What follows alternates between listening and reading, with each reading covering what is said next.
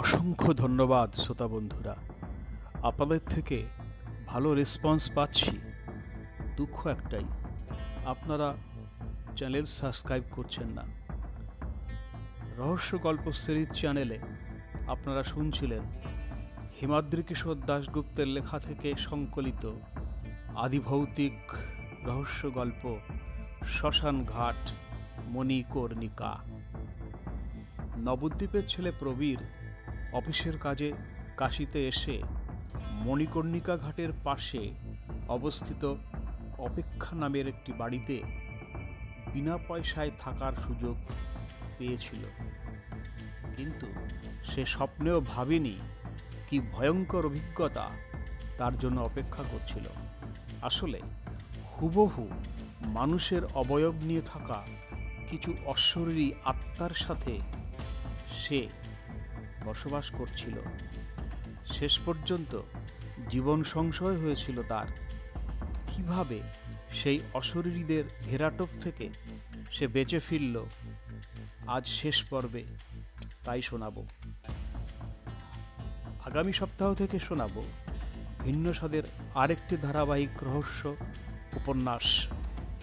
শুরু করছি শ্মশান ঘাট মণিকর্ণিকা। সন্ন্যাসী বলে যাচ্ছিলেন, হনুমান যাদব তার বৃদ্ধ মাকে গঙ্গাসাগরে তীর্থ করাতে এনে ফেলে চলে গিয়েছিল। অনাহারে মৃত্যু হয়েছিল তার। নকুল সরকার কটামাত্র টাকা পুরস্কার পাওয়ার আশায় এক বিপ্লবীকে ধরিয়ে দিয়েছিল ইংরেজদের হাতে।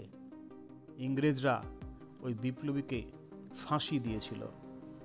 এসব ক্ষমাহীন পাপ করে অসুস্থ হয়ে বা বৃদ্ধ বয়সে তোরা এখানে এলি মণিকর্ণিকা শ্মশানে পুড়ে মোক্ষ লাভের জন্য, স্বর্গলাভের জন্য। কিন্তু তোদের কোনো আশাই পূর্ণ হলো না। বাবা বিশ্বনাথের ইচ্ছায় তোদের শ্মশানে পোড়া হলো না। এ বাড়িতে থেকেও স্বর্গলাভে ব্যর্থ হলি তোরা। কথাগুলো বলে সন্ন্যাসী থামলেন। নিজেদের পাপকার্য শোনার পর তারা আরও ক্ষিপ্ত হয়ে উঠল। নিজেদের পচা গলা, মাংস খসে পড়া কঙ্কালগুলো নিয়ে দুহাত বাড়িয়ে তারা এগিয়ে আসতে লাগলো প্রবীর ও সন্ন্যাসীকে মেরে ফেলার জন্য। আতঙ্কে প্রবীরের শরীর অসাড় হয়ে গেল, কিন্তু সন্ন্যাসী তার ডান হাতের মুঠোয় ভরা ছাইয়ের মতো কিছু জিনিস তাদের লক্ষ্য করে দুহাতে ছুটতে শুরু করলেন। সেগুলো তাদের গায়ে গিয়ে পড়তেই প্রচণ্ড যন্ত্রণায় রানিমা সহ সকলে আর্তনাদ করে উঠল। এরপরই সবাই ছুটল ঘাট ছেড়ে বাড়িটার দিকে। অদৃশ্য হয়ে গেল সবাই।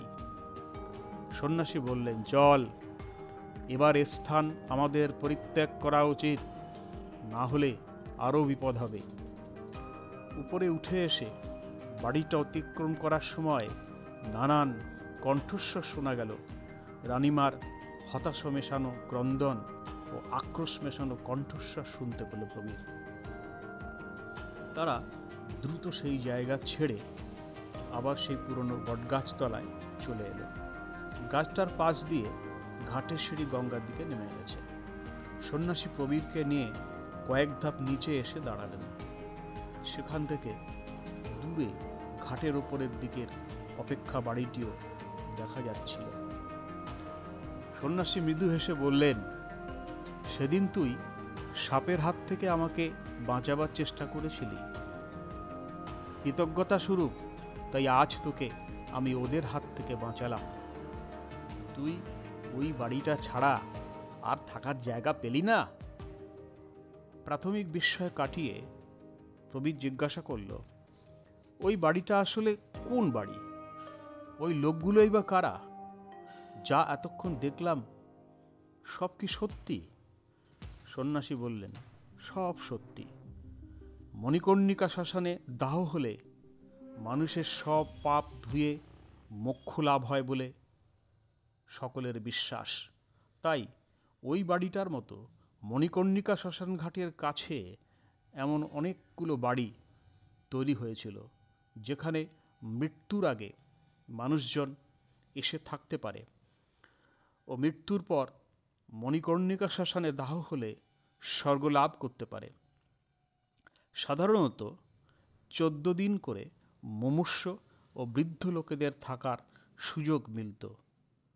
তেমনই একটি বাড়ি ওই অপেক্ষা, যেখানে তুই এতদিন ওই প্রেতেদের সাথে বাস করছিলি, আর যার জন্য তোর গায়ের থেকে মোড়া পচা গন্ধগুলো আসছিল। বহু মানুষের মৃত্যু ঘটেছিল এই বাড়িতে, কিন্তু দুর্ভাগ্য, সেই মৃতদেহগুলি কেউ দাহ করেনি। স্থানীয় মানুষ তাই বাড়িটির ধারে কাছে ঘেঁষে না। ও বাড়িতে সবাই মরার জন্য অপেক্ষা করত। তাই তো বাড়ির নাম অপেক্ষা। তুই যাদের সঙ্গে ছিলি, ওরা কেউ মানুষ নয়, ওরা প্রেত। ওদের মুক্তি ঘটেনি। বাবা বিশ্বনাথ মন্দিরের ধুলো এনেছিলাম, তার তেজ ওরা সহ্য করতে পারল না, তাই পালিয়ে ওই বাড়ির ভেতর ঢুকে গেল।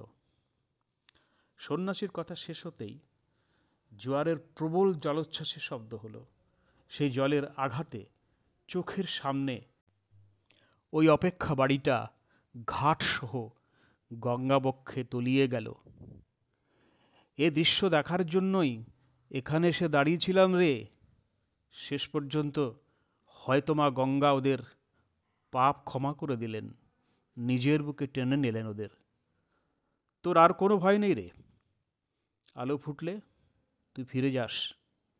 সন্ন্যাসী ঘাট ছেড়ে সেই বটতলায় নিজের আসনে এসে আবার ধ্যানমগ্ন হলেন।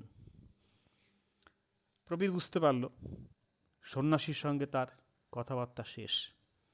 অপেক্ষা করতে লাগলো সে, কখন দিনের আলো ফুটবে, তারপর সে ফিরে যাবে তার পুরনো জায়গায়, কলকাতায়। দূরে মণিকর্ণিকা শ্মশানে তখনও সপ্তাহ চলছিল, আর সঙ্গে ছিল সেই ধ্বনি, রাম নাম সত্য হ্যায়, রাম নাম সত্য হ্যায়। কিন্তু প্রবীরের নাকে মোড়া পোড়া ওই উৎকট গন্ধটা আর আসছিল না। সঙ্গে থাকবেন শ্রোতা বন্ধুরা, আগামীতে আরও ভালো ভালো আকর্ষণীয় রহস্য গল্প আপনাদের আমি শোনাবো। ধন্যবাদ।